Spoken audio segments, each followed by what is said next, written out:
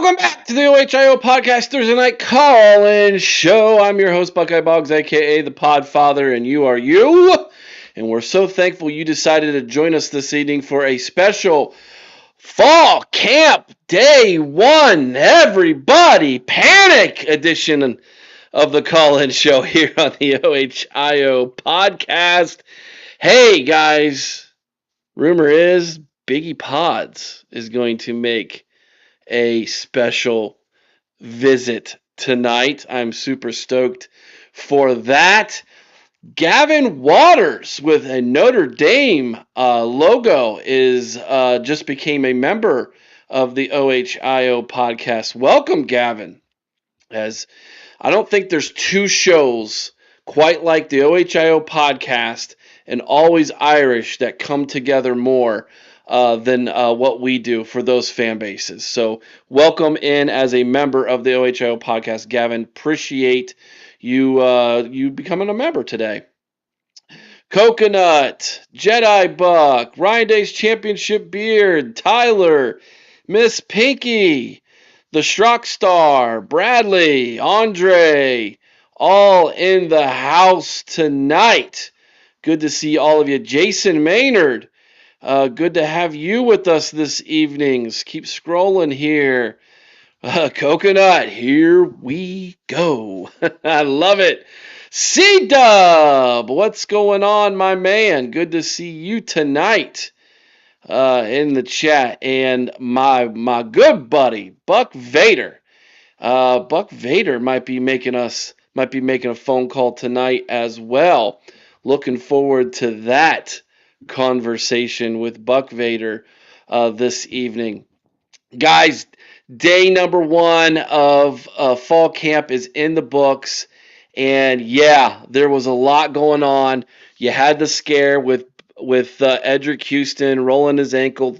I think it looked like a high ankle sprain, just based off the video I saw of it. And then we got word about an hour ago.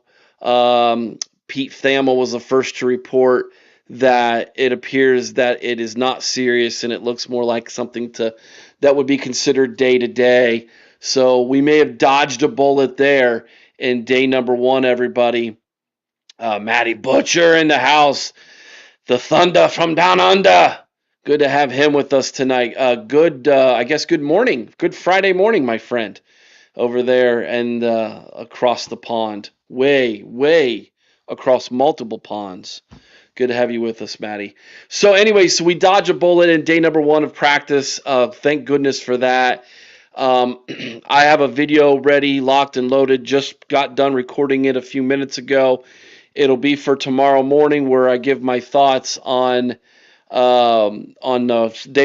And I have an interesting take about Ryan Day at the press conference that I think you guys are going to find very interesting in that video. And I also have another take about the field turf.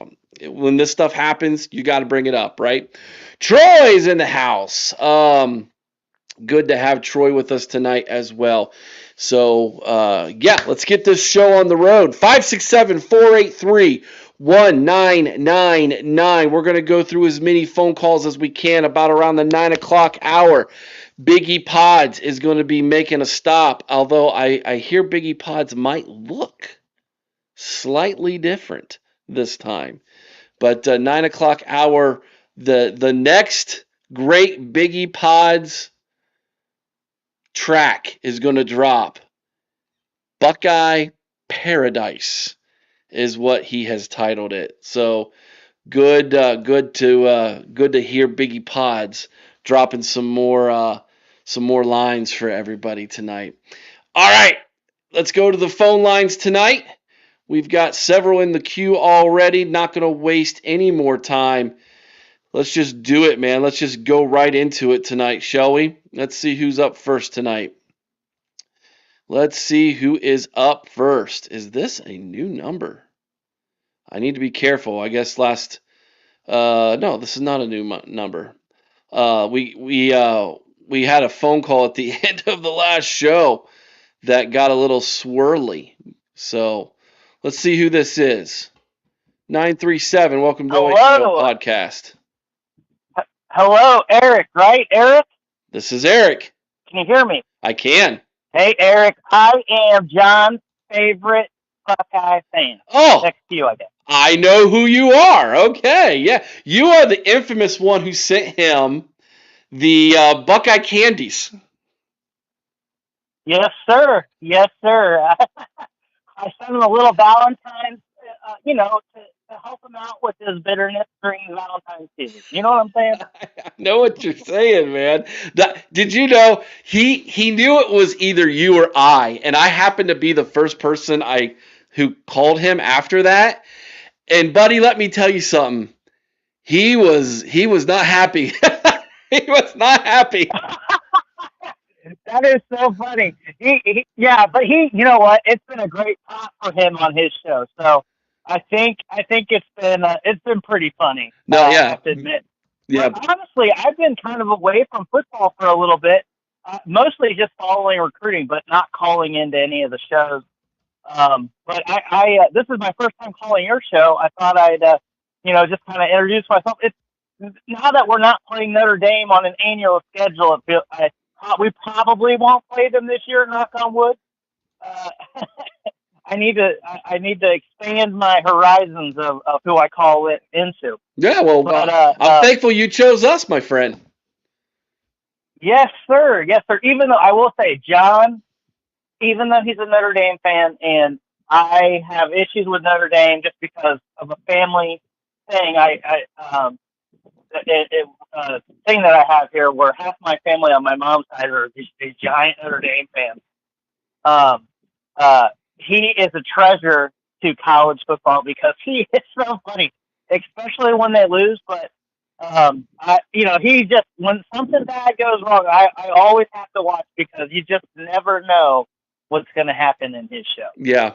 So, but I want to be a little bit more serious because when I called his show, I'm pretty docile. But I don't know. What do you think about recruiting? And I just want to. My major complaint, and I think I know we're Ohio State. We just won the national title. I know we have this is all first world problems. I completely understand that, but I just think the way Ohio State has gone about recruiting this season in particular is just I'm just not a fan. And I just don't understand how a team like Notre Dame, they do have a few more hurdles than we do, are landing just better guys. So I'm very upset with how the recruiting side of this has gone this season. And I think they need to start ponying up some dollars. And the other thing I just wanted to say, and I'm sorry to lay this onto you now, but especially first day of camp.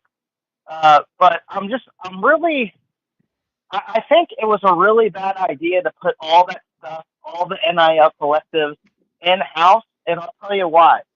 Because I'm not sure at the end of the day that I think when it's a privately held company, so to speak, they're going to have more of the football team and the basketball team, but especially the football team at Ohio State, in their sights and minds. And I just can't put it past. I've seen too many up and downs with administrations to just say, it might be great under the guy that we have now, but if we get another president like we had before with the guy Drake, it could go off the rails, and we'll start funding other sports that don't need any money, that shouldn't get any money. And so I really like having that private NIL collective as like you have your jab, which is your money, that 20 million, and then you have your right hand hook, that big punch, and that's your NIL collective. And I know people say it's going away, but I'll believe it when I see it. That's how I think Ohio State should have went about with That this, is in my opinion. yeah, it's a good point. Now, I don't know if you heard the news from today, but apparently the NCAA has circled back around and said the collectives are indeed allowed to use NIL. However, It must be for services. It cannot be for pay to play. They are doubling, tripling down on that, which is going to be challenged because we know, and I just got done talking to an Oregon guy last night, and I flat out asked him, has Phil Knight just written a blank check? And his response was, I believe so, which is pay to play, They're going to have to, the NIL, they want it was just schools, but now they're saying the NIL collectives, which are disassociated from schools, which can be, must submit their NIL to this clearinghouse, and it must get approved. And it must be for services rendered. It cannot be for coming to school here, and we're going to pay you X amount of dollars to come to school here, which is what it's been, which everybody's still doing. Right.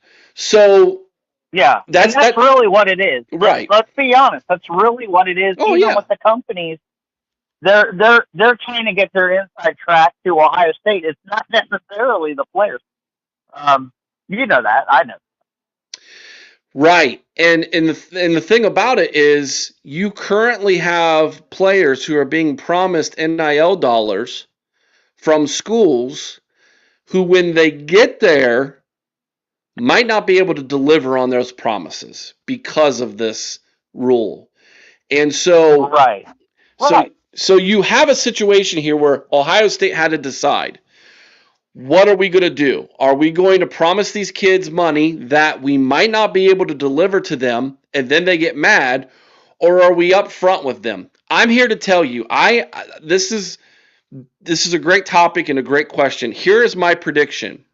There will be more first-year players, freshmen, who go to college in the 2026 class, who, when they get on campus and they go into college their first year, will be in the transfer portal than ever before.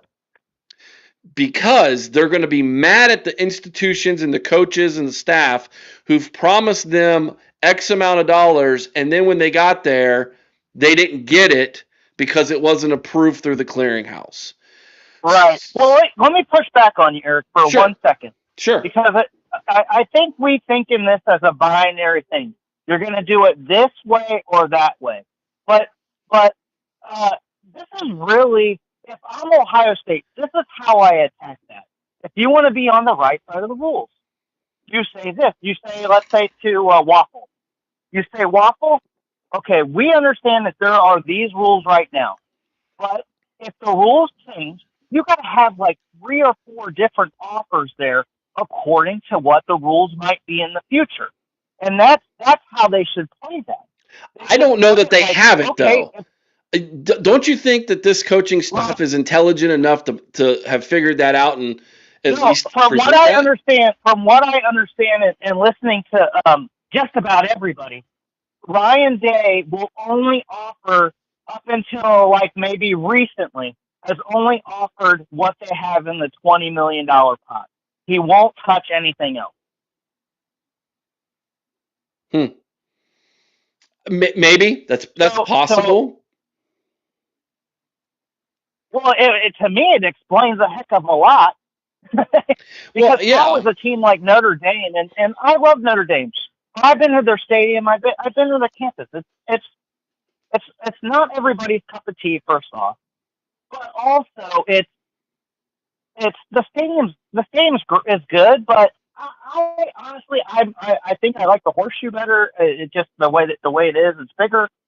They play in the Big Ten. I think that's a huge advantage for recruiting, especially with possibly USC leaving that rivalry.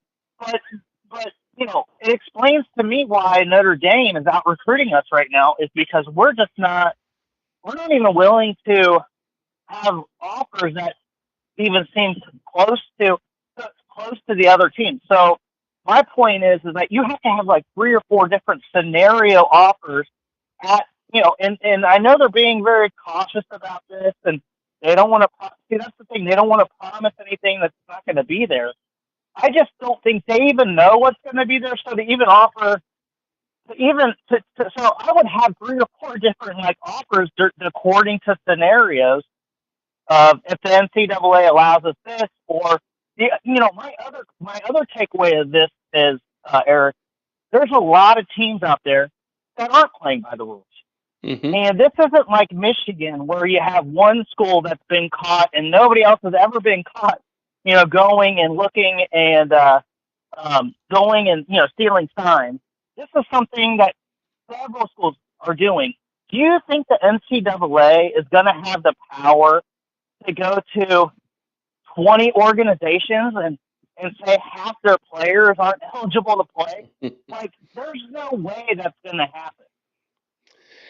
It is. Does that make sense? Yeah, it does. And the way that it has been explained to me is that the NCAA let the genie out of the bottle, and that genie is huge, and that bottle is small, and they're trying to get the genie back in the bottle, and it's a tough thing.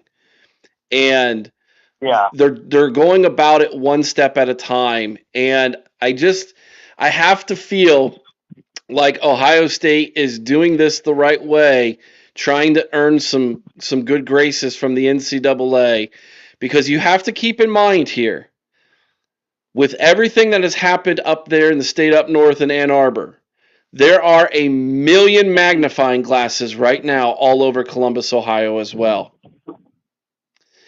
Right. And so, well, there always is. I'd say there's Sure. more of a magnifying glass on Columbus than any other school, just because of the power of. There's just more fans for Ohio State than practically every other team, and since it's a public university, it's easier for the media to get on the inside and see what's going on than, let's say, a Notre Dame or a USC. And like when they had scandals, it was really big, but it was nothing compared to like the Tressel scandal. Right. Or even Urban Meyer, like 4 or 5 years ago, like that was, or 6 or 7 years ago now. I can't believe how much time is flying. But yeah, so I understand that. I just think the NCAA, in my opinion, I think Michigan's doing something really smart. They're dragging this out, or they were hoping that it got dragged out because, and it is possible. I think they're going to get hammered. I know that the scoop says they're going to get hammered and this and that. But what happens if the NCAA runs out of time and college football completely changes in a year? Then they're not under those rules anymore. So it'll be, it's going to be really interesting to see what happens in the future. I'm just not sure the NCAA could hammer 10 or not even 10. It's probably like 25 teams and make half their rosters. It would just be too much of an uproar in the sport for them to have the power to do that. They could go after one school that way, though. I could see them doing that. They'll make an example out of somebody. That's kind of been their MO in the past. So we'll see. But here's the thing: is that all these kids have agents. So this is all public now. All these kids have agents, Mm-hmm. and let's say they try to make an example out of Ohio State. Well, I'm suing the federal government and saying that this is some sort of some sort of hindrance to competition, and you could easily find all that information in a lawsuit and with discovery. So it's not like you know what I mean. Like so, then you could say, look, you're unfairly treating us compared to these other schools. Then that probation or whatever they would put us on would get kicked out immediately. Yeah, it's heading to the courts eventually, probably sooner rather than later. And when it does, it's going to be incredibly interesting. I think this is eventually all going to lead to unionization of the players and employment with the universities and contracts. It's the only way. I think, unfortunately, you're probably right. Yeah, I mean, college football is already NFL light, and I think that's the last thing that will happen. And when that happens, in some ways, it's NFL heavy. Look at a kid like the kid from Texas last year. He could have played for $7-8 million if he went to Oregon. And it was their Ewers. They were offering him like $7 or $8 million, and this year he's going to make like $600,000 or $700,000 in the NFL. Yeah, Quinn Ewers lost money by going. Sawyer. Look at Jack Sawyer. He's making like 1.3 or 1.4 million with the Steelers, in the waffle is going to make that at USC, and he's never even taken a snap. Yeah, it's insane. It's crazy. Did you say now? Yeah. I got to write your name down here before I let you go because this is a great call and I need you to call back more often. Is it John? No, Sean. Sean. S-E-A-N. Okay, Sean, I got you, buddy. Cool. I wrote your name and Yeah, number yeah. down. Now I I'll know who you are when you call. Chris does a call-in show on Monday nights. I do one on Thursday nights. I'm glad you called, Sean, and thank you for being one of the Buckeye fans over there on Always Irish who fly the scarlet and gray, my friend. Yeah, no problem, and I'll keep listening to your show. Thank you so much, Eric. Have a great night. You as well, Sean. OH.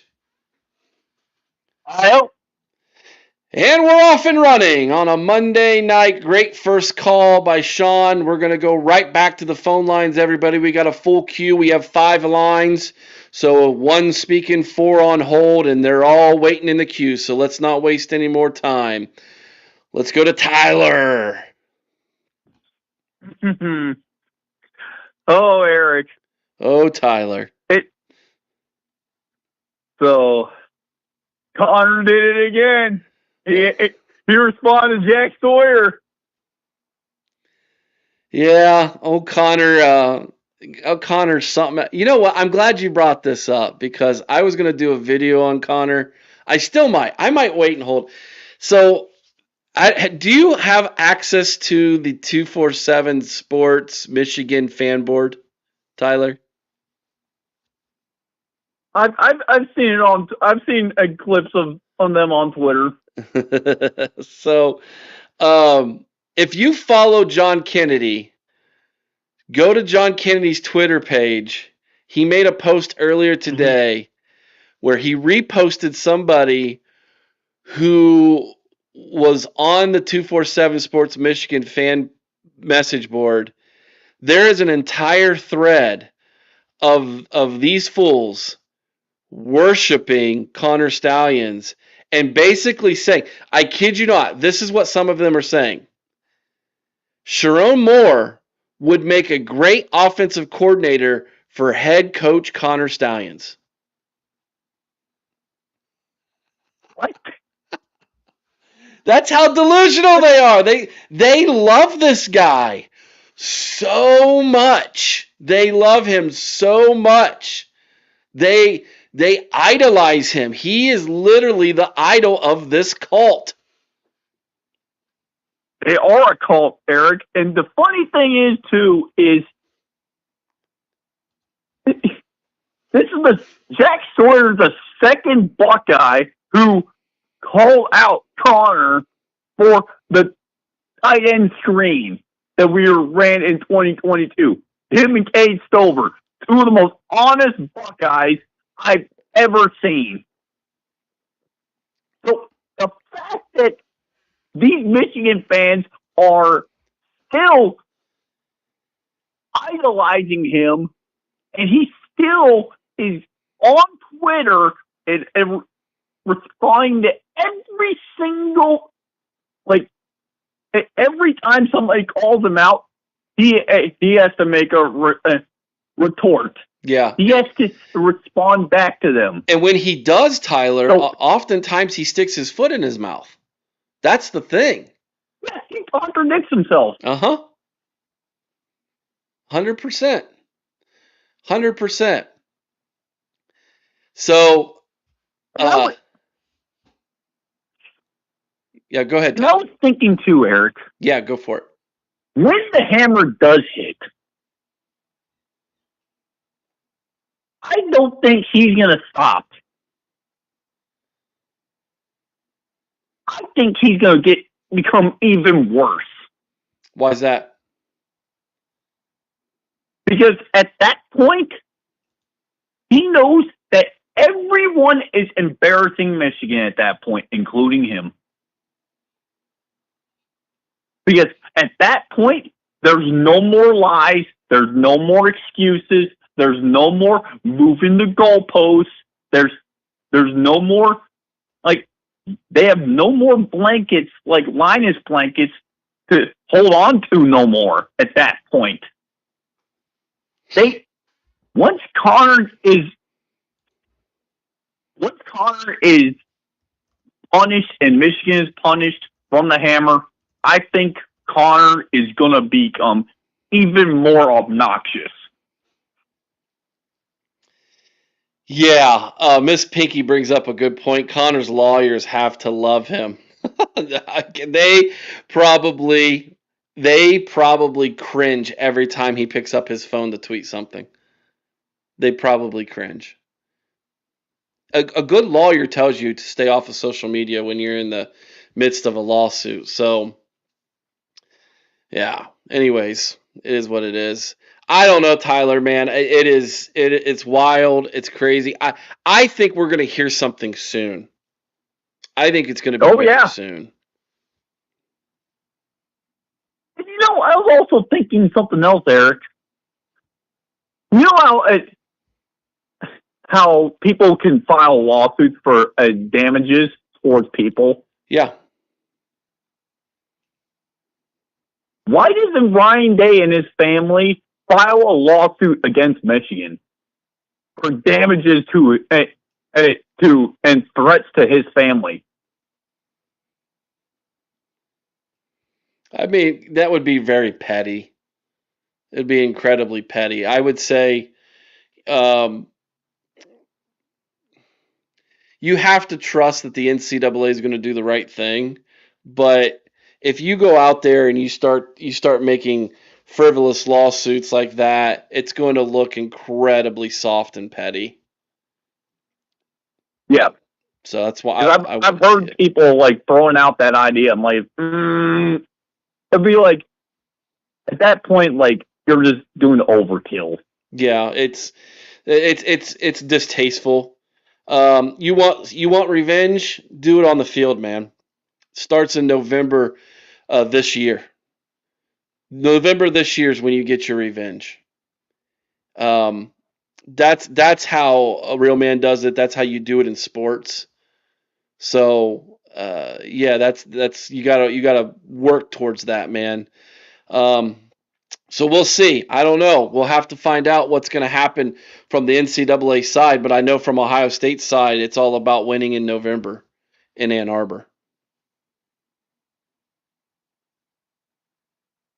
So also on top, what I find another thing I find interesting, Eric, is now during this week, coincidentally, Central Michigan.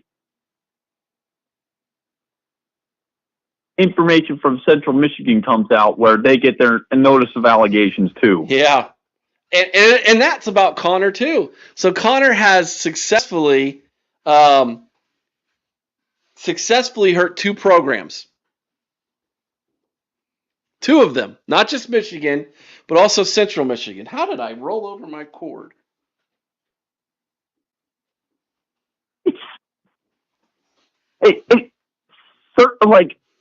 I'm a firm believer, Eric. Stuff happens for a reason. This can't be a coincidence. You mean the NCAA delivering the NOA to Central Michigan's not a coincidence? You mean the timing of it? The time frame it's not. It can't be a coincidence. And then I don't know what day, but the possible punishment for Michigan is down the road. Oh yeah, it's looming. It's looming. I went back and listened to the interview that TG and Sean did with Intrinsic. That young man knows his stuff legally. He was saying it's going to be at least a 1 year bowl ban. I think if I was a betting man, I think the NCAA wants 3. Obviously, I think Michigan was negotiating with them for 1, which means I think they'll probably land somewhere in the middle at 2. How many games get redacted? We'll find out. I don't know about the national championship, but I think there's also going to be additional games applied to Sharon Moore. And I would not be surprised if Harbaugh doesn't get a lifetime ban. So, is it a hammer? It's not the hammer we all want, But it's definitely not a Fisher-Price hammer either. But here's the other crazy thing I've been thinking of too, Eric. Michigan fans some of them are also the staunchest Michigan fans, by the way, like Rich Eisen, are saying they never wanted Connor and to ruin their program. They are embarrassed by him. They are. I mean, you would think if let's put the shoes on the other feet. Let's say Ryan Day had hired a Connor Stalions-like individual, and we were currently under some kind of NCAA investigation, and it was found out this offseason that he had done advanced scouting on Oregon and Tennessee, Texas, and Notre Dame, right? Obviously, the Oregon fans would be like, now, wait a second. You guys lost to us by 1 point, and then you beat us by 20-some points in the Rose Bowl. How's that possible? And then they could point to the fact that we knew their signs or whatever. So, anyways, long story short, that would be incredibly embarrassing, and Ohio State fans would be upset as could be at not only the individual but at Ryan Day. The fact that they twist the narrative so hard in that fan base to go after and follow what a few individuals feed them through their bought and paid for media is astounding to me. It is absolutely astounding to me that I cannot find one single Michigan podcast where they are diving into this thing objectively. They're all following the same narrative. And you know what? Hats off, I guess, for all being lockstep with each other, I guess, Maybe we should take some kind of lesson from that. I don't know. So are you saying they're all, Eric, are you saying they're all sheep? Yeah, pretty much. Pretty much. All except for Jerry and Burks. Yeah. And it's great that there are still Michigan fans out there, like Jerry, like Burks, that are actually being objective. It's like, yeah, we have biases towards the Buckeyes, Eric, but at least we're going to be objective as well. Yeah. But what I don't understand is, why is Michigan fans so staunch in their, in the lies that that have been proven wrong constantly, and yet they stomp their feet and being so stubborn and not accept that the lies are what they are, lies. Because it's a cult.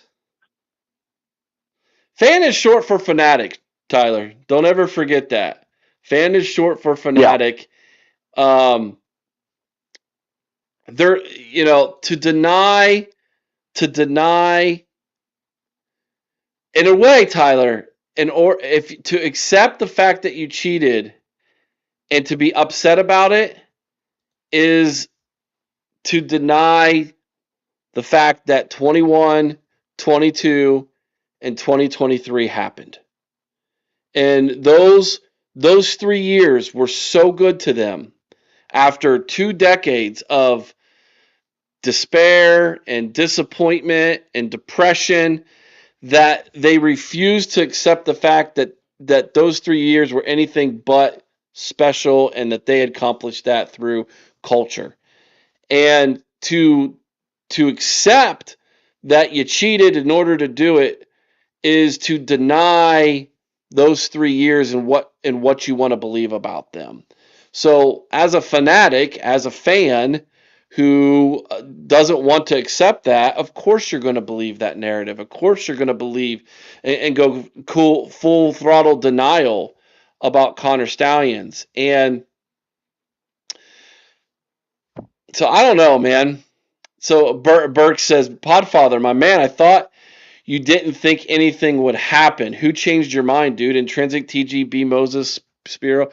I think so. I've always said that the NCAA didn't have any teeth, and I was worried that they wouldn't do anything. But the closer we get, Burks, to there being a ruling, the more I realize there's going to be something. I think Intrinsic, the way he delivered that information, Burks, was very influential to me. He took emotion out of it. He took the fan aspect of it, and he just said, here are the facts. Here's what the NCAA knows because of those facts. Here's the history behind rulings based off facts that are similar. And it was very compelling to me. So hats off to Sean and TG for that interview. I do think there's going to be something delivered. I still think it's going to be somewhere in the middle, Burks. I don't think it's going to be what Ohio State and Michigan State fans want. I also don't think it's going to be a Fisher-Price hammer like Michigan fans are going to say. It's going to be somewhere in the middle. That's just my 2 cents, guys. But what do I know? I'm just a fat fan on a microphone. Sean, I got more phone calls I need to get to. You got one last thing you want to tell me there, Tyler? One more thing. Sean's next. That's why I said that, Tyler. All right, I'll say this, and then he can go on. It's just, to me, Eric, what is the most frustrating part to me is we all see the reality that's in front of us. The evidence that's in front of us is contradicting everything that Michigan fans and Connor are saying. And yet, for some reason, I think it's just because they see it's the team that's telling them. I think it's because it's us Buckeye fans and Michigan State fans that are telling them, if it was another team across college football, Eric, let's just say that. Okay. Let's say if it was Tennessee, for example, that would say, Michigan, you cheated. Mm-hmm. Do you think Michigan fans would be as stubborn? I do, and I'll tell you why. I think they're pompous, arrogant pricks. I don't think it matters who it comes from. Because I think, honestly, since it's us Buckeye fans and Michigan State fans in particular, it seems like it's even more prominent. It's more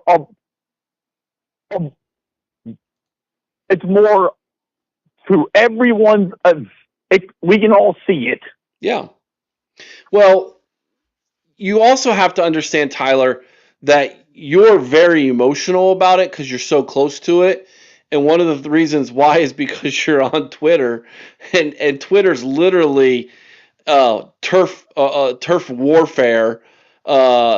It's hand-to-hand combat on a daily basis, and so you get very emotional about it. That's one of the reasons why I love the interview with Intrinsic. He took all the emotion out of it, man.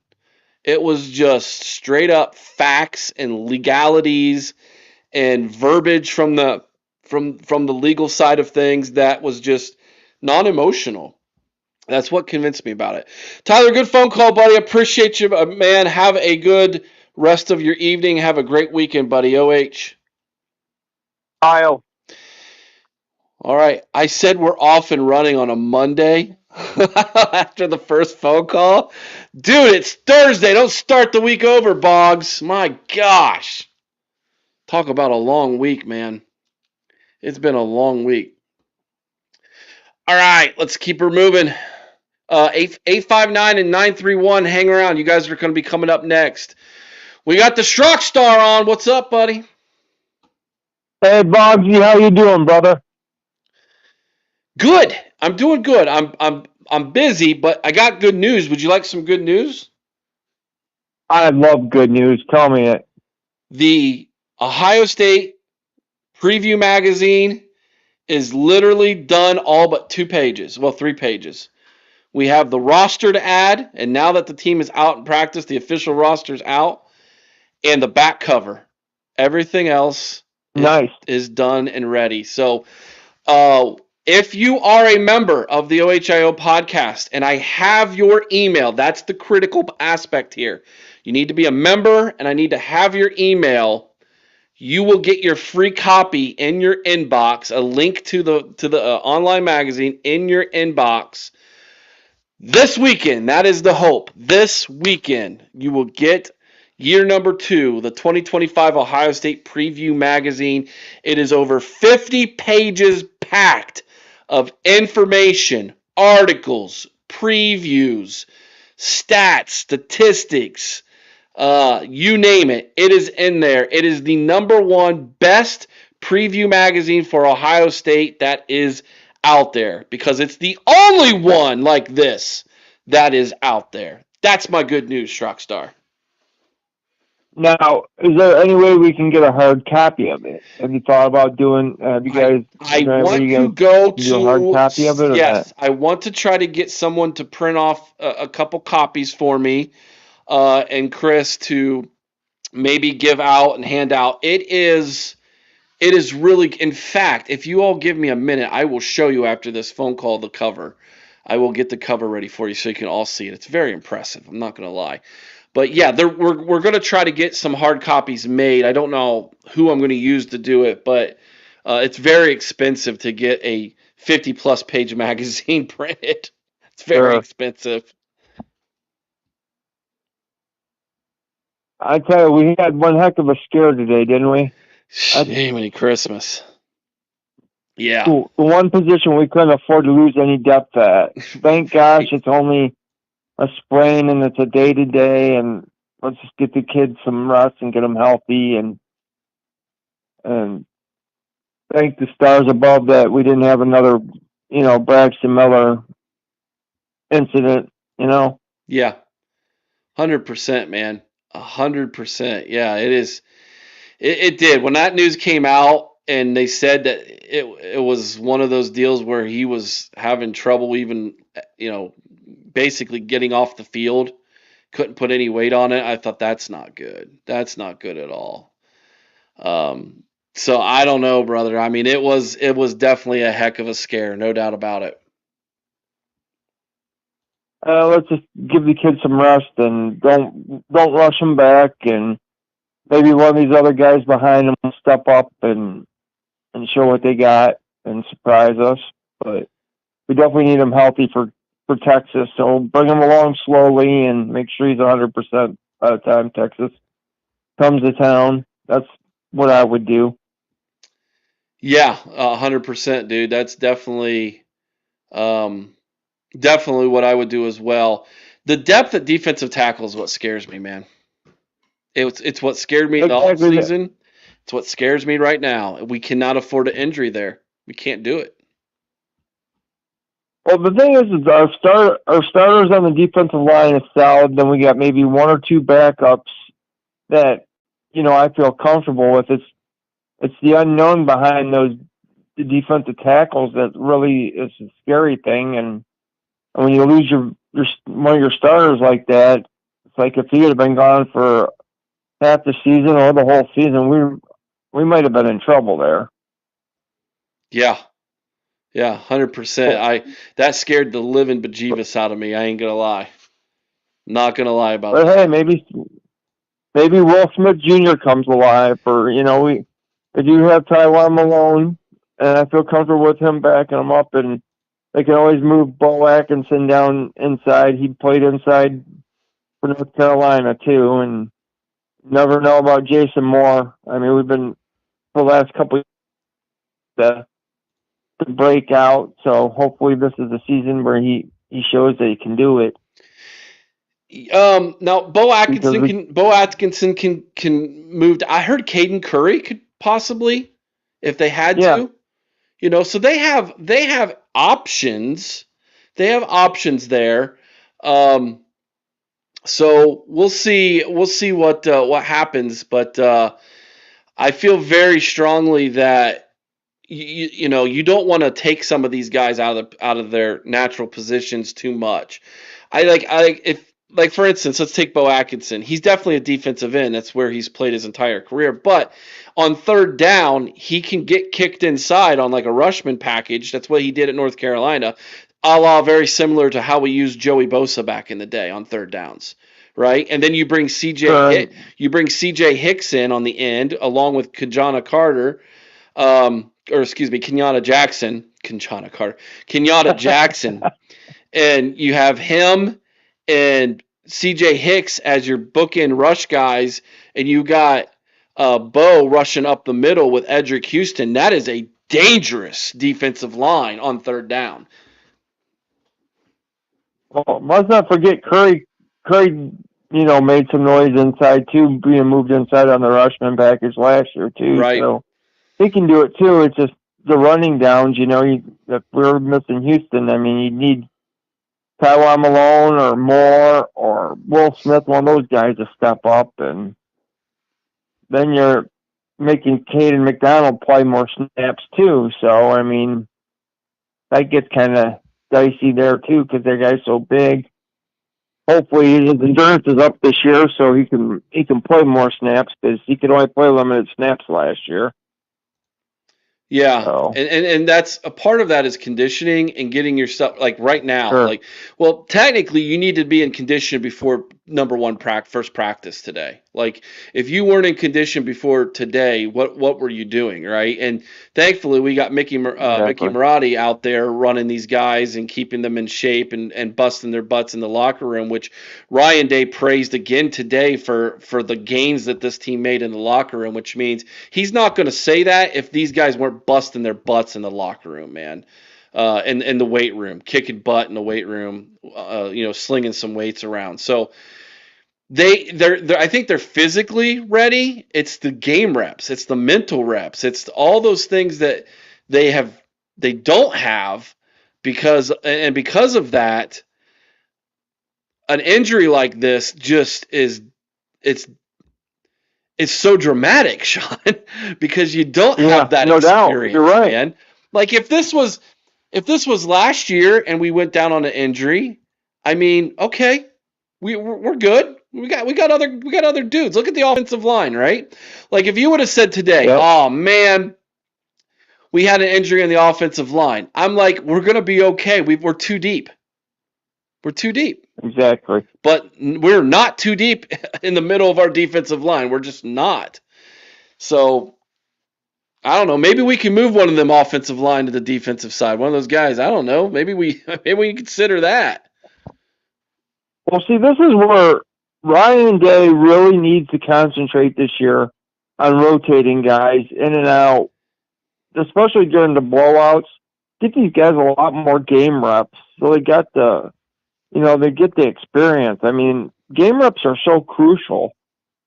I mean, it gets the guys experience because you never know when someone's going to get hurt and you're going to need one of those guys to come in. So the more reps they get, more experience they get, it's only going to make them better. When you got these blowouts, get these younger guys in there so they stay engaged and they don't want to leave. Yeah. Get them some playing time. Yeah, Taiwan Malone Jr., Jason Moore, Will Smith Jr., Eric Mensah. These guys got to play, and they got to play a lot, especially in game 2 and 3. I'm not saying they need to play a lot in game number 1 against Texas because that's a big game. But these are kids who they better be in the rotation early against Grambling State and get a ton of game reps against Grambling State and Ohio University because you don't know when we might have an injury to an Edric Houston or to a Caden McDonald. And you're going to need one of these guys to fill in, man. Now, I would say if that's the case, I would probably assume, and maybe, what they say about assumptions, but I would assume Taiwan Malone Jr. is probably the first guy who gets the nod. He's a fifth-year senior. He's been around for, ever since he transferred in from Ole Miss. The dude's 23 years old. You know, he's had 5 years of body development in college. I would assume he would be the first one to get a nod, but there's a reason why. There's a reason why Will Smith Jr. was getting a lot of attention from the coaches and players at Big Ten Media Days. Maybe he's the first one. I don't know. Well, and they also got Dominic Kirks, who they brought in as a defensive end, but he's just so big that he's naturally going to be a defensive tackle. So hopefully they get him some reps too and see what he can do.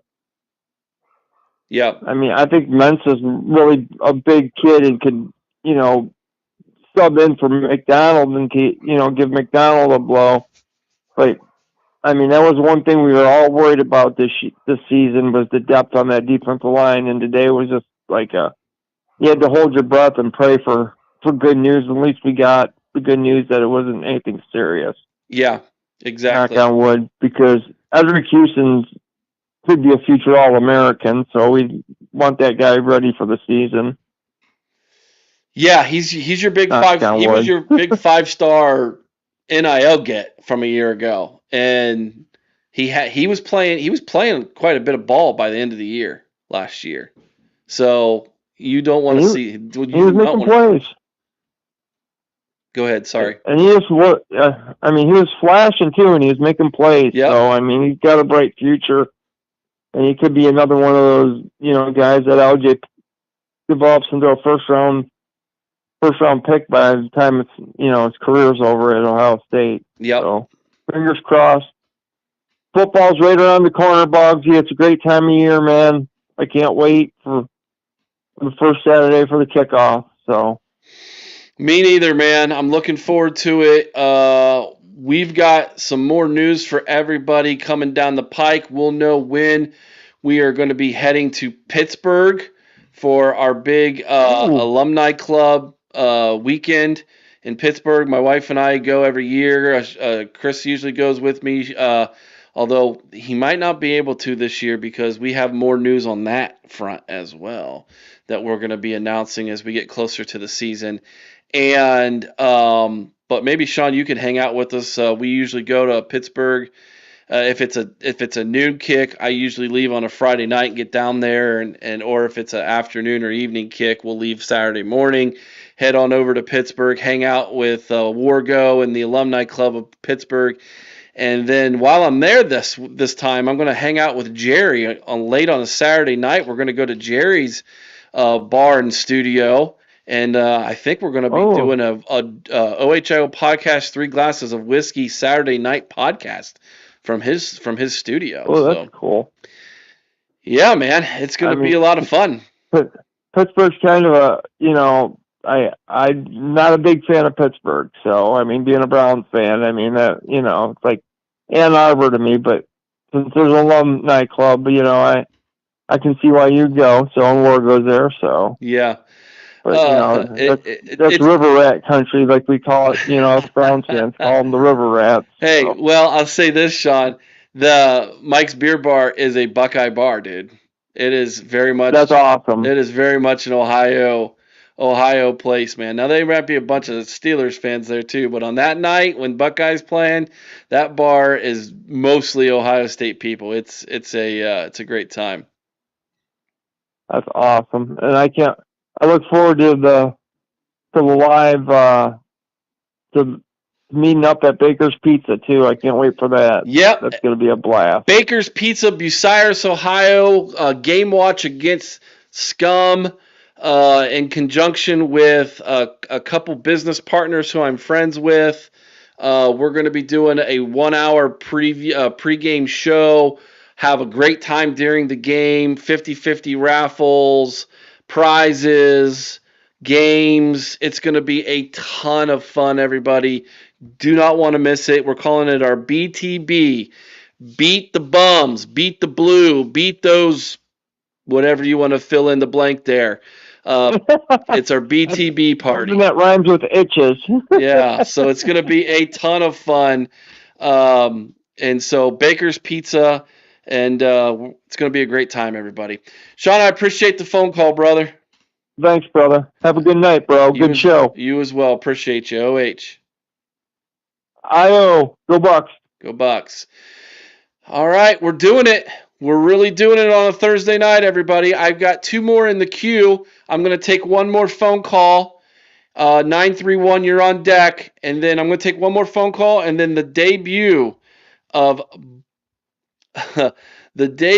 Buckeye Paradise, Biggie Podz' newest rap will be out here shortly. But let's talk to Buck Vader. Let's bring him on next. 931, you're on deck. Buck Vader, welcome to the OHIO podcast. Hey Biggie Podz, it's Lil Vader. Hey Biggie Podz, it's Lil Vader. How's it going, homie? It's going good, homie. Oh my gosh, I love you so much, bud. You make me laugh calling me homie. What'd you think of today's practice, Buck Vader? What'd you think, man? I watched all the film I could find of practice today. Several guys stood out to me. At receiver, Innes looked faster and was making great cuts. At defensive line, Atkinson looked almost unblockable at times. Also, Curry looked bigger and stronger than I've ever seen him. At defensive back, Iggy wasn't grabbing and looked very confident. At linebacker, I can't pick just one, we are 6 deep. They're all fast and bigger than last year. At offensive line, Sariefeld was dominant at right tackle. I'm now predicting he will be first-round draft pick whenever he comes. Wow. Yeah, I've heard a ton of buzz about Sariefeld. I heard today a rumor he's going to be one of the captains. He was not even a starter last year, and he's going to be one of the captains. And they're saying we've upgraded at right tackle with Austin Sariefeld. So good call on that one. And yes, Bo Atkinson is a dude. We knew he was a dude.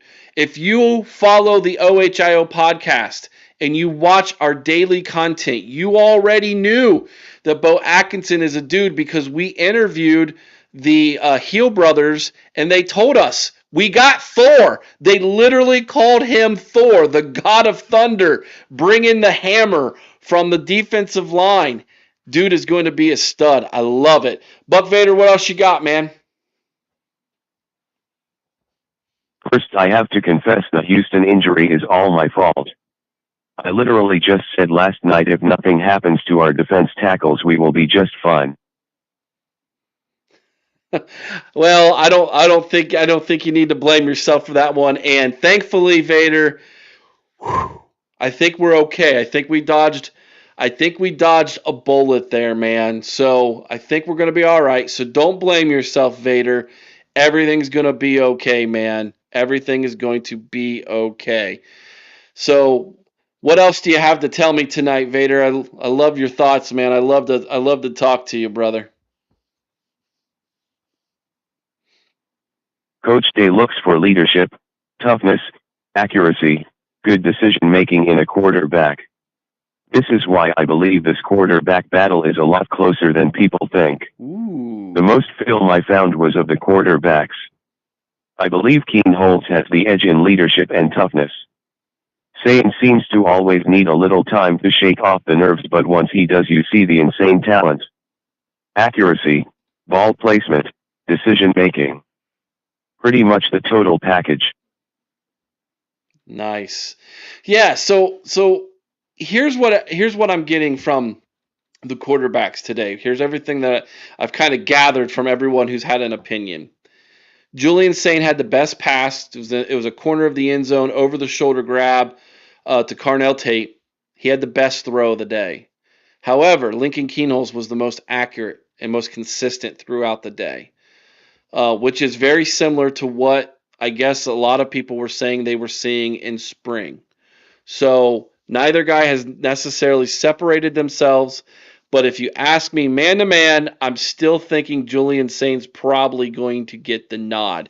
Do you agree with that, Vader? Do you think Julian Sain is the game one starter against Texas, or do you think Lincoln Keenholz might actually beat him out?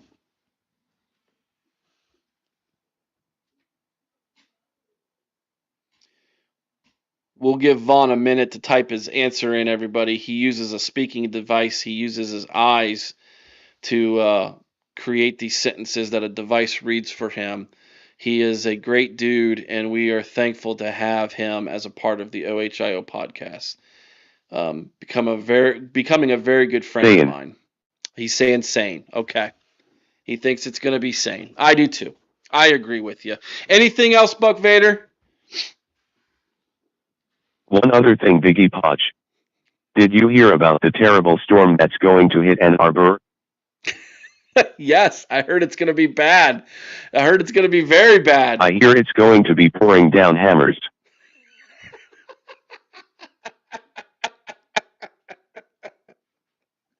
Burks, even you have to laugh at that one, man. Come on.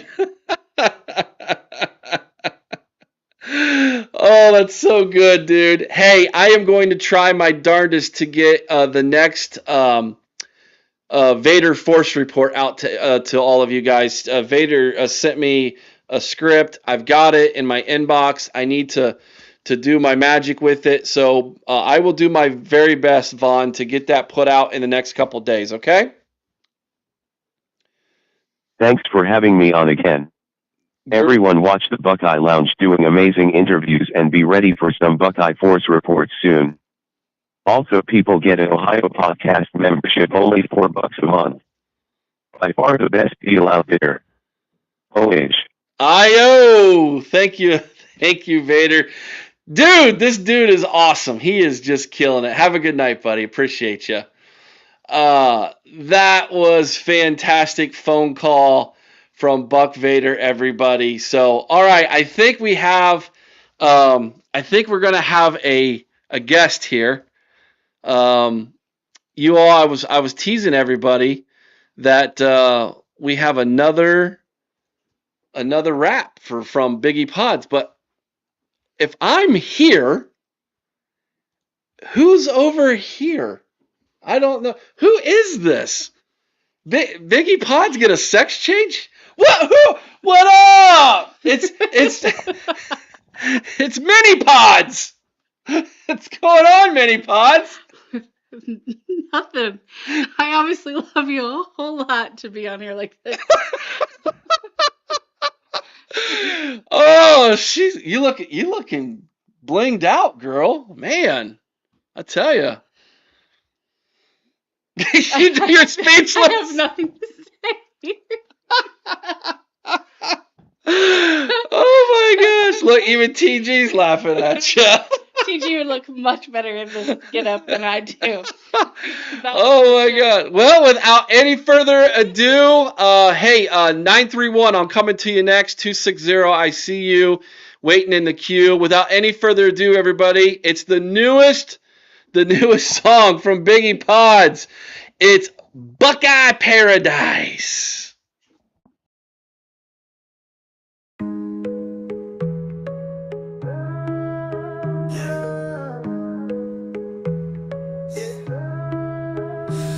As I walk through the tunnel of the shoe with pride, I take a look at the block, oh, got that fire inside. Cause I've been podcasting, blasting, laughing for years. Even my rivals know I'm the voice they fear. I never show respect where it wasn't earned. Say go blue to me and you might get burned. Better watch how you reppin' and where you stand, or you'll end up another L at the Buckeyes' hands. I don't like to trip, but you better pray. See myself taking dubs in the scarlet and gray. Fool, I'm the kind of voice the true fans hype. On the mic every night, dropping truth and insight. Been spending all my life living in a Buckeyes paradise, throwing shade, calling plays, this and that Michigan paradise. Keep repping Scarlet strong, living in a Buckeyes paradise. Saturdays we ride at dawn, living in a Buckeyes paradise. Look at the battle, look at the stakes. This is the game where legends are made. I can't play it safe, I was born for the lights. Raised on Archie, Zeke, and those title fights. I'm a podcast pro with fire in my lines. Got my mic in my hand and my sights on the signs. I'm a Buckeye soldier, truth teller slinger. And my crew rolls deep, don't poke the ringers. Fool L's ain't nothing but a scoreboard away. We're taking gold while you fade to gray. I'm Biggie Podz, bet the Mays won't score. You dream of titles, but we settle the score. Been spending all my life living in a Buckeyes paradise. Every fall we dominate while Michigan lives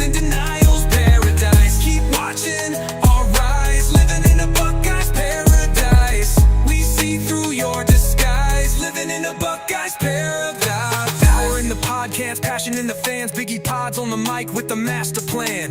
Minute after minute, hour after hour, Michigan's crying while the Buckeyes tower. They say we talk loud, they say we too bold, but we back up when we win all the gold. You can't teach this heart, can't fake this pride. So sit down, Wolverines, enjoy the ride. Cause I guess you won't, I guess you can't out-hustle the Scarlet, paint and chant. That's why the Big Ten knows what's up. In Columbus, we stack those trophies up. Keep spending all your lives living in a Buckeyes paradise. Biggie Podz speaks the truth, drowning that Michigan paradise. You can't stop this rise, living in a Buckeyes paradise. We bleed scarlet till we die, living in a Buckeyes paradise. Tell me why they still blind to see that the only real kings wear scarlet, not that fake blue blasphemy. O-H.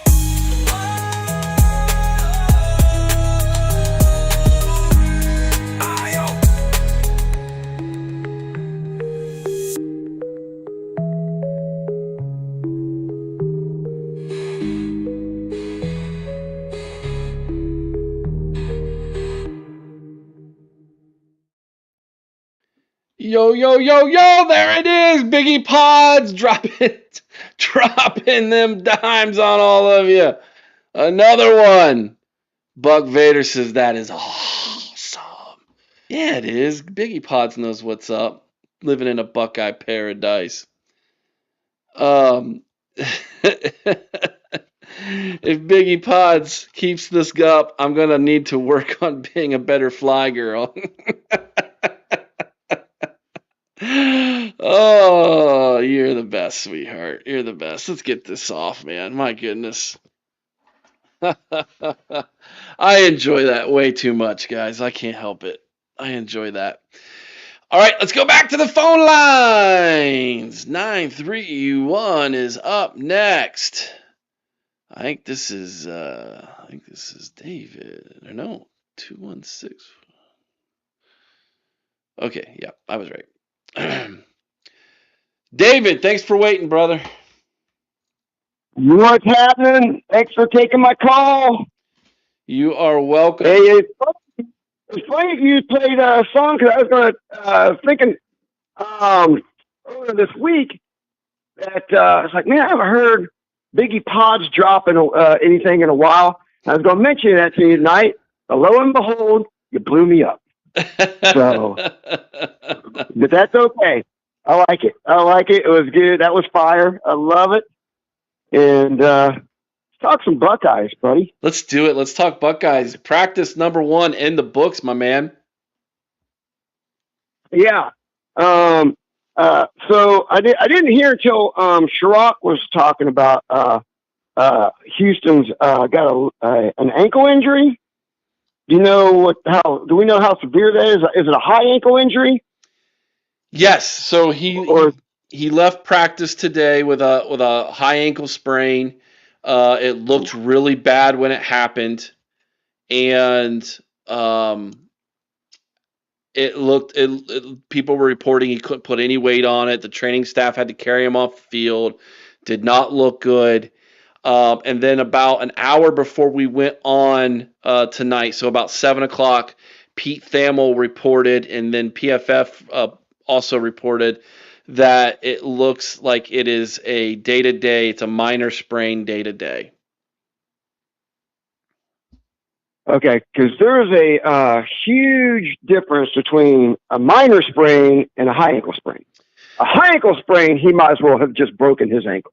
Well, right, that's like 5 to 6 weeks he would be out. Yeah, if it's a day-to-day, then it's not a high ankle sprain. He'll probably be back next week. So, he might even be back. He might even be back on Monday. Those ones are kind of iffy like that day to day. It's like, yeah, you could get 50. He could be 50. He could be 25% better tomorrow and 25% better on Saturday. And by Monday, he's just kind of maybe doing some light workout stuff. So that doesn't concern me as much. And for all the pearl clutching, all the Buckeye fans, get off the ledge, let loose of your pearls. The sky isn't falling. All right. The defensive line is fine. I'm going to say this again for the 5th time. The defensive line is fine. It's not. There's no problems there. If there were problems there, Ryan Day would have gone out and gotten more than 2 dudes in the transfer portal. One of which is only going to be a cleanup guy. I like the kid from Idaho, but he's not going to see a ton of serious playing time here. Yeah, he's a defensive end. Atkinson is a dude. The first time we talked about him, I told you the dude, watch his game film from last year. Yeah. Kid is, and they played him inside and outside. They played him all over, all up and down, left side, right side, inside, outside on that defensive line, and he gave them fits no matter where they put him. He is going to be somebody, and I was watching him today, and I caught a little bit of some stuff. Man, is he twitchy, quick, and fast. He is going. I'm telling you, man. We may have not had anybody like him for a little while, and I hate saying that because I'm a Jack Sawyer and a JT dude. Man, I love those dudes. I miss them so much. I wish them the best in the NFL, and I'll probably even watch a little bit in NFL because this is one of my favorite Buckeye classes that just graduated. I love that class, that 21 class. It was great. Did you see Will Howard was? Get off the ledge, Buckeye fans. Let me see the terms, and the sky isn't falling. Okay, the defensive line is fine. Like you said earlier, it's just inexperienced. All right, but and I agree they do need to rotate more.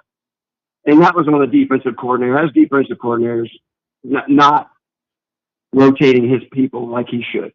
We went from one dude who over-rotated people to a guy that basically didn't rotate people. So I think that will change this year. And look at it. Hey, the season started. One fall camp. The season is underway, folks. The wait is over. We really have 30 days until we play Texas.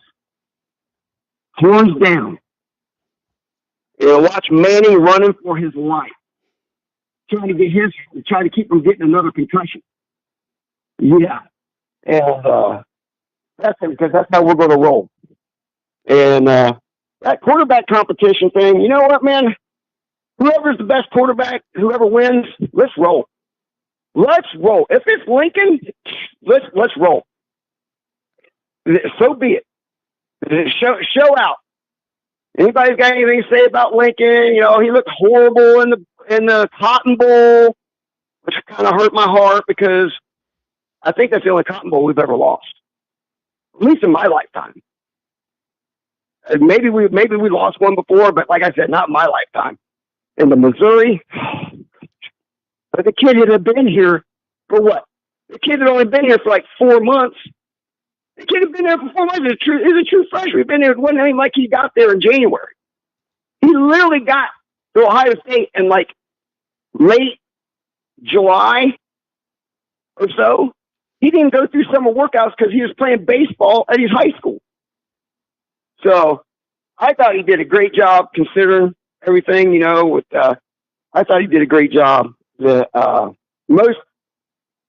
our quarterback we had the rest of that season would have been there, he would have been urinating all over himself in that situation. Let's face facts. And I thought the kid did great. And if he wins it, so be it. I'm ready. Let's rock. Are you talking about McCord? Yeah, McCord. McCord was urinating on himself every time before his pre-reads. He was urinating himself.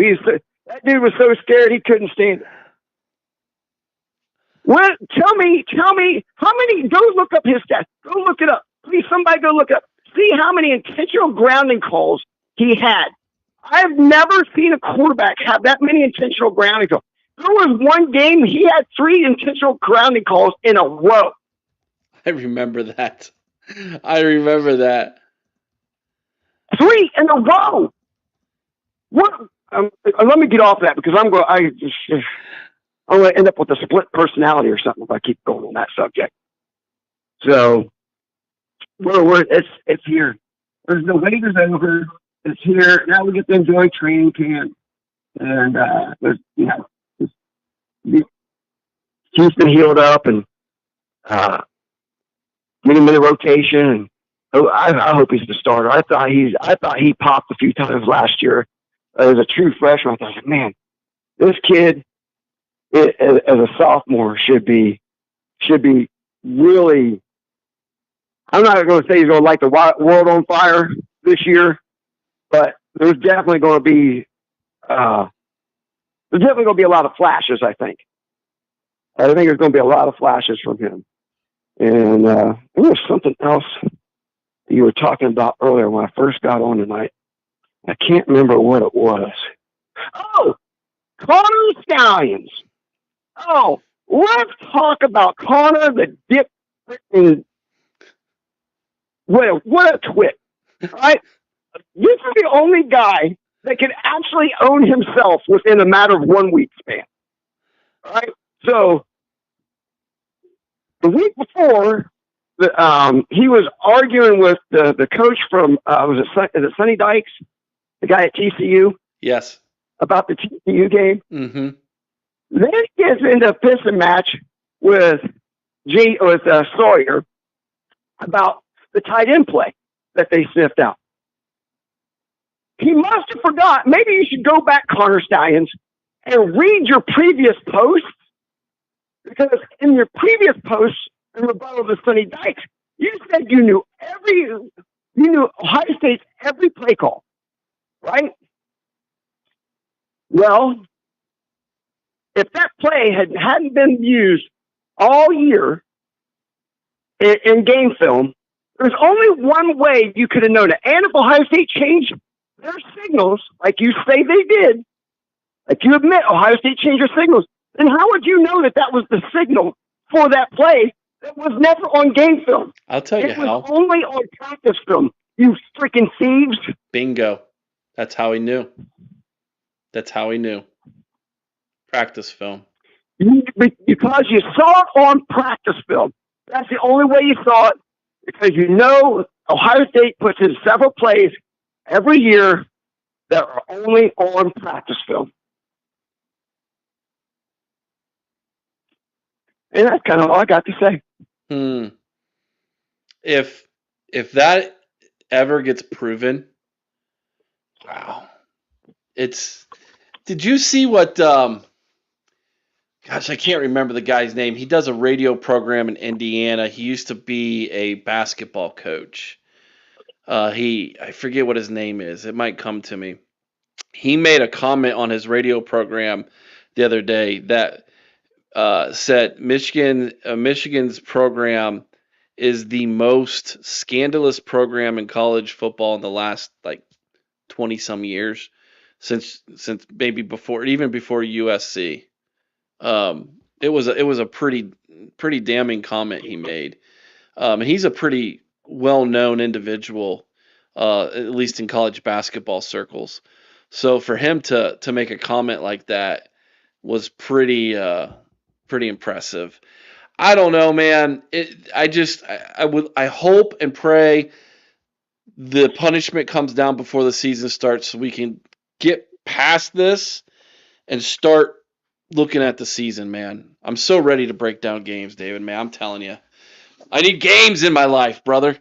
I need games. Me and you both.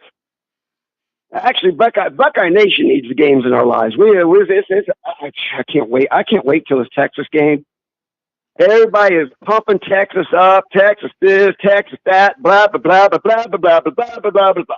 I'm sick of hearing about horns down and how awesome they're going to be. And they've already got a Heisman Trophy and a national championship and everything else. Seriously? I mean, your quarterback is as unproven as our quarterbacks. The two games that he was a starter in, I don't even think he even broke 20 points in either of those games. And they were against doggone nobodies. Right, yeah, they were against easiest teams on their He was schedule. against nobody. And if he was all that, they would not have feared of letting him air that ball out against nobodies. Okay? If Lincoln ends up being the quarterback, that's fine. But you know what? Julian Sain already has a touchdown pass. He already has a touchdown completion. He's got something more than Manning has. Manning doesn't have a touchdown throw completion. But Julian Sain does. So everybody just go ahead, keep picking Texas, because anytime anybody ever does that, go ahead. It doesn't work out for you. I can't wait. It's going to be great, man. It's going to be game number 1. And Ohio State has one of the nation's longest opening game win streaks on the line, too. So that's a big one as well. If you're looking at this thing historically, Ohio State, it's over 20 some in a row they've won to start the season. I think next closest is Alabama or something like that. Who usually starts with a cupcake. So a couple years ago they started with like Louisville in game number 1, I think, something like that. But anyways, it's going to be a huge week. I'm looking forward to it. Pretty sure I'm going to the game with my buddy Carl. So I'm looking forward to that, being in the shoe, which means Sunday night for the round table, I probably have no voice at all, but it's going to be fun nonetheless. David, I appreciate your phone call, man. Anything else on your way out? OH. Hi-oh, brother. Thanks for the phone call. Go Bucks. Go Bucks. We're doing it. We're doing it on a Thursday night, everybody. We're doing it on a Thursday night. Phone lines are open. 567-483-1999. It's time to bring on the living legend himself. It's time to talk to Ray. Good evening, Ray. Eric, what's going on? I'm having myself a lovely day. How about yourself? Not too bad. So I hear we dodged the bullet today with Houston, huh? Yeah. Sounds like a sprain of some kind. He rolled his ankle pretty good, and it looked pretty bad, but sounds like he's going to be okay. Yeah, they just better go slow with him. Ankle injuries can be touchy at times too. Yeah, you know what he probably should do, Ray, in order to strengthen that ankle? Run backwards. You nailed it. He should run backwards. You're 100% right. Yeah. You know who I learned that from? Maybe I should come down there running backwards all the way to Columbus and show him. Yeah, I think so. I think you should go out there and show them young whippersnappers how it's done, buddy. Yeah, I'm only a month away from 76. I can get down to Columbus in probably a couple hours. Might go a whole lot faster if you drove. I wish. I'm getting old. It's broke me down the last year, but I'm still fighting. I'm still running at least once a week, anyways. Hey, I can't believe tomorrow's August 1st. Everybody's telling me this stuff's going to come out soon. Why are they waiting so long to hammer the bullies up there? Well, as the news came out this week about the NOA to Central Michigan that involved Connor Stallions, maybe that had something to do with it. Maybe they were waiting to reveal that as well, just putting more ammunition out there in the public. I don't know. There's got to be some kind of reason why they're doing it, some kind of legal reason why. It's going to happen, Ray. I think we're going to learn something very, very soon. The rumor was it was going to be this week. I can't imagine that they would do it on a Friday. Friday usually feels like a day to do a news dump, but if that's the case, it's going to be one hot weekend, that's for sure. But I think it's going to be soon. I think it's going to be here within the next week or two, at least. That's my feeling. I have no proof of that. It's just a feeling. Well, it's cooling down like for football weather. It's in the 60s up here today. What was the temperature over there? Low 70s. Yeah, so. And this was the first day of practice, and they almost had a scare already, huh? Yeah, that's not a good sign, huh? No, I just hope we can stay away from injuries. I think we got a pretty good team together, but we ain't really gonna know until we play Texas, because that's gonna be a barn burner. We're gonna have to really that game could go either way. They're gonna have to play a great game to win that one, because Texas clobbered the bullies up there last year. I was happy to see that. So yeah, I hope they don't beat us like that. Well, they did, but then we went down to Texas last year in the Cotton Bowl and we did a 2-step on them. Right. That's what I'm hoping we can still do. But we got a few new defensive linemen, but overall, you think they're pretty strong everywhere? I think they're on. Are you talking defensively? Yeah. Yeah, I think they're defensively and offensively. Oh, okay. I think defensively they're really strong up the middle at the linebackers. I think they're very strong in the secondary. I think they have the potential to be strong up front defensively, but it's potential. It needs to be proven. Right. But yeah, they've recruited so well in the secondary, and James Laurinaitis has got those linebackers where he wants them. They look very, very good. So I'm really interested to see how that goes this year. But obviously the focus is on the defensive line. On the offensive side of the ball, I'm impressed with the offensive line. I was impressed with them in the spring. I feel this is the deepest offensive line we've had in years. Obviously, the wide receiver room is the best on the team, and it's probably the best room collectively in all of college football. I think they're going to choose the right quarterback. I'm confident in Ryan Day and his staff, whether it's Lincoln Keenholz or Julian Sain. I'm leaning towards Julian Sain. I think he's going to be the right guy for the job. And I think the question I have personally is going to be at the running back room on the offensive side. That's what I was going to ask you. The running backs, what's that look like? Well, you lose Travion Henderson and Quinshon Judkins to the NFL draft, and you replace them with James Peoples, who's going to be a true sophomore this year, second year on campus.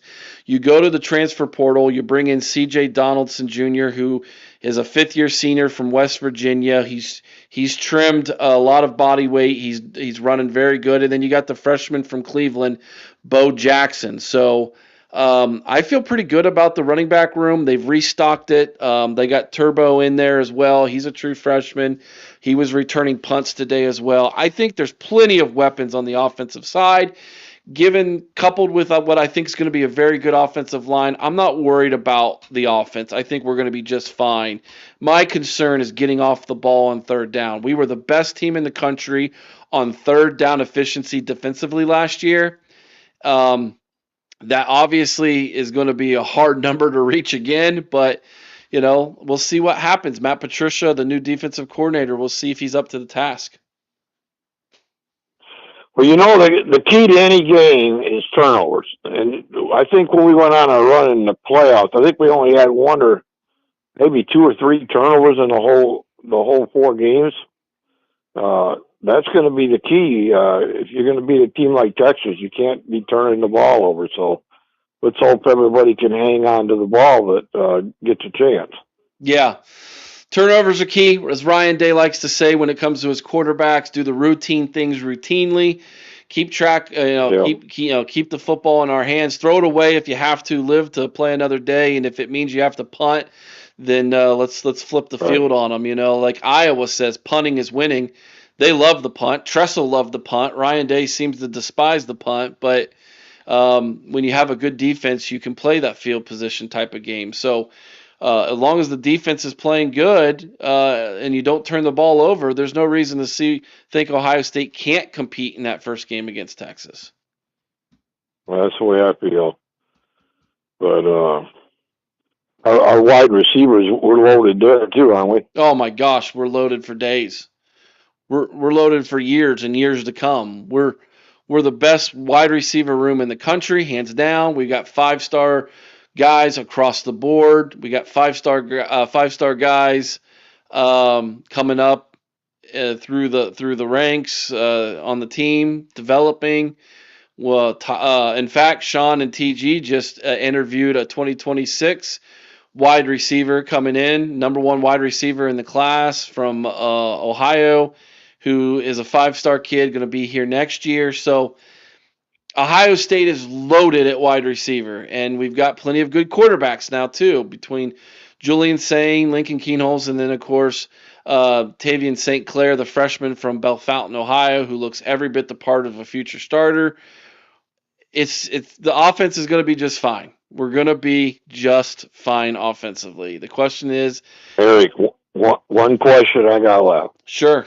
Our special teams, how do they look as far as punting the ball, people returning punts and kickoffs, and field goal kicker? How does that look? I would say returning punts, we've got plenty of guys back there. Brandon Ennis was fielding punts today. Like I said, Turbo, the freshman, was back there. You get the name Turbo, you're pretty good. So they've got plenty of guys returning punts and kickoffs.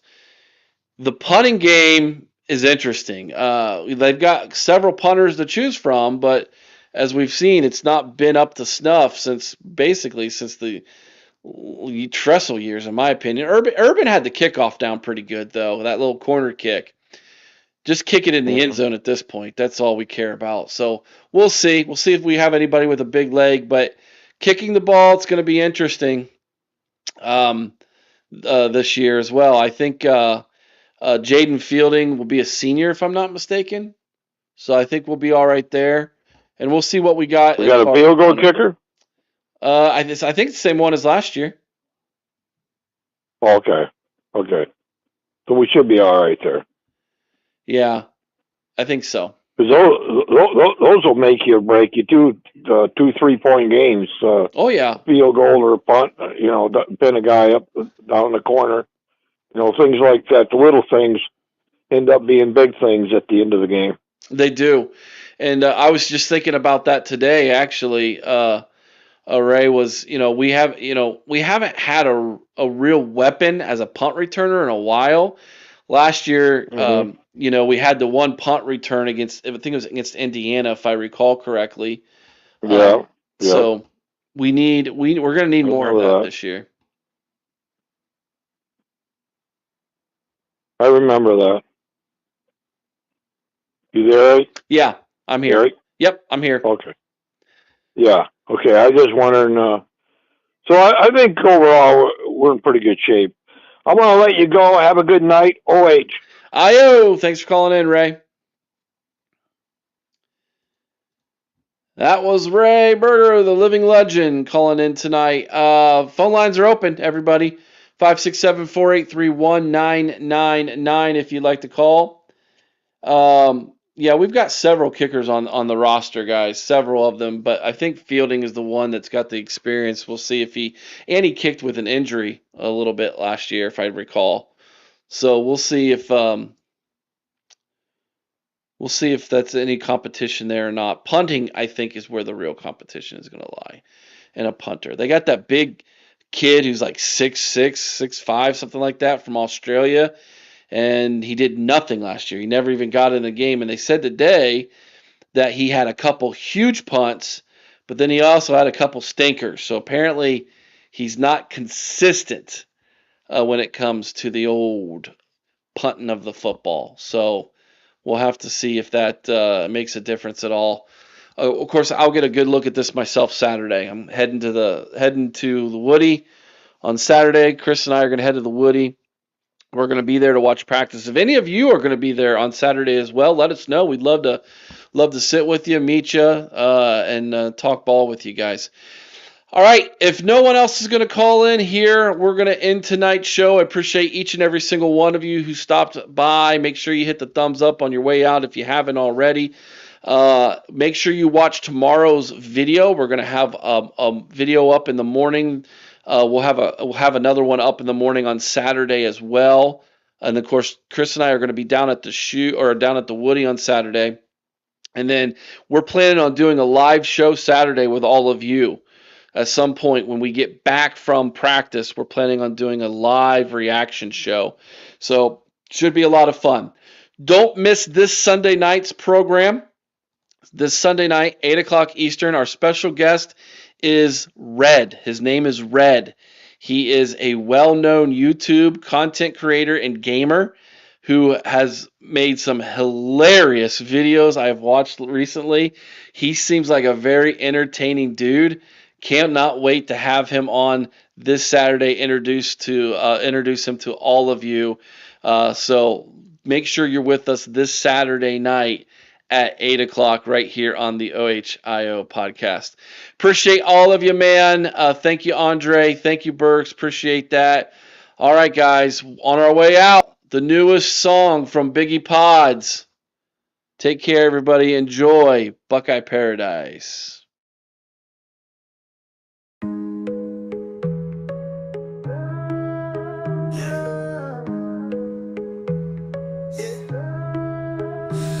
As I walk through the tunnel of the shoe with pride, I take a look at the block, oh, got that fire inside. Cause I've been podcasting, blasting, laughing for years. Even my rivals know I'm the voice they fear. I never show respect where it wasn't earned. Say go blue to me and you might get burned. Better watch how you reppin' and where you stand, or you'll end up another L at the Buckeyes' hands. I don't like to trip, but you better pray. See myself taking dubs in the scarlet and gray. Fool, I'm the kind of voice the true fans hype. On the mic every night, dropping truth and insight.